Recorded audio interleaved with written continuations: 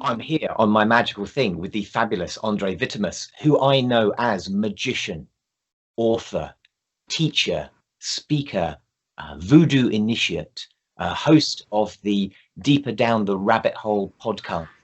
Anything else I should add to that list, really? I own a acupuncture and wellness center in Toronto with my business partner, Zach Louis. Excellent. We'll put a link in that as well, man. Fantastic. There you go. I just do the business side of it. Zach does the acupuncture side of it. So cool, man. Well, thank you very much for taking the time. Please, may we see your magical thing? Okay. Yes. Oh gosh. Right. Okay. So hold it towards the middle so we can sort of see. Yes. Coming at you.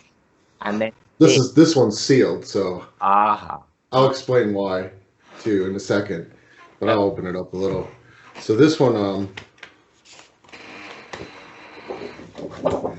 kind of see all kinds of stuff that's going on, and a la spare.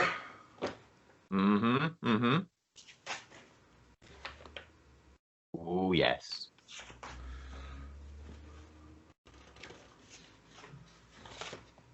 Excellent. I put a lot more blood on this book than I can remember.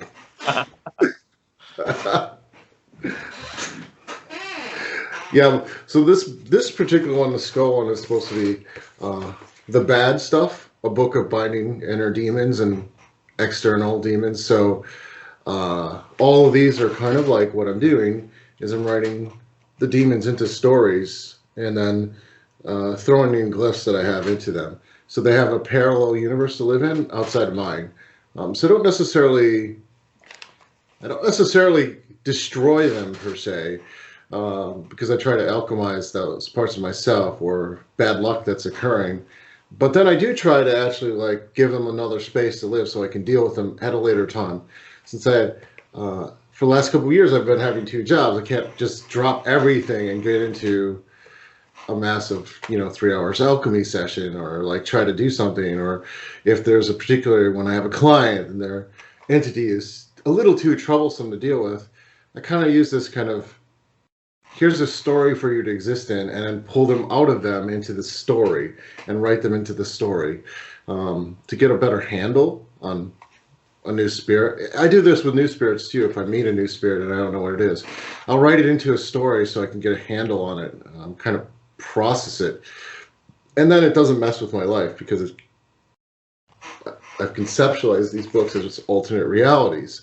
So that way I can kind of sit down and be like, okay, here's your story. This is the alternate reality. It's an alternate plane that my mind is creating. And then therefore, okay, you're bugging that alternate me, not me, because you're in a story. And I can write out what you would do, not what happened in life. And that's also what this one is, which is, I got sick a couple years ago and had basically when you get sick sometimes and you start dreaming, it's like sometimes I'll tend to live in a different world for a whole,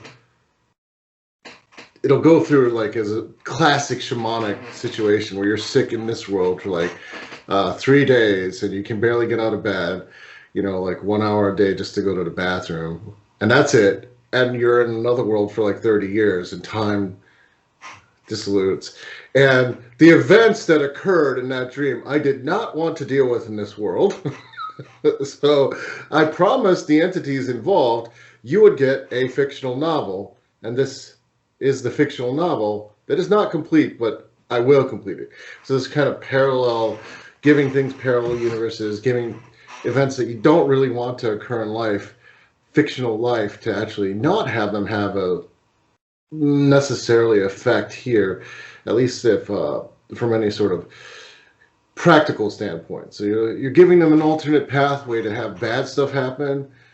I don't give good stuff an alternate pathway to happen, obviously, but sometimes the hero's journey is best left at this point in my magical career inside of fiction that I write, as opposed to the hero's journey of living, which I already lived, so I don't want to live it again.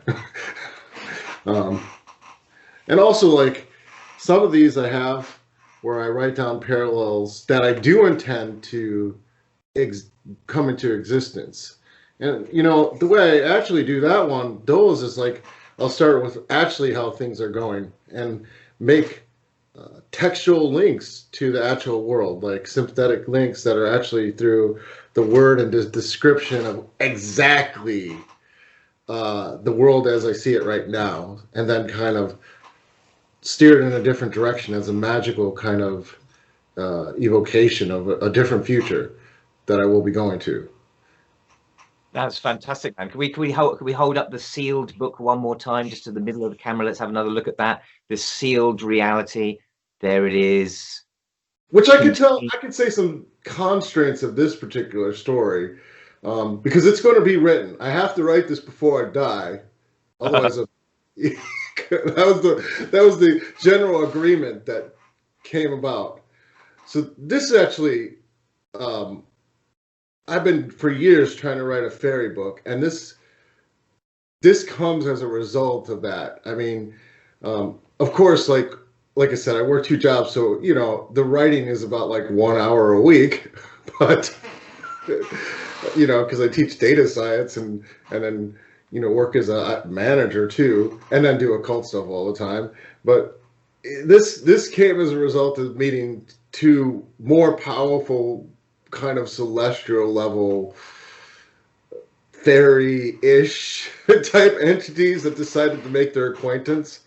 And if you read any of the Celtic myths or any of the Eastern European myths or any of the myths from China on when you actually meet entities of a certain power level, they can wreck your life. they can sealed away between the leaves of those pages until they can be successfully revealed into the world in a really good way. Andrieh, that's really, really fantastic. Thank you so much for sharing your amazing magical things with us. No problem. Thank you for having me. Well, you're very welcome, brother. Stay well. I'll see you soon.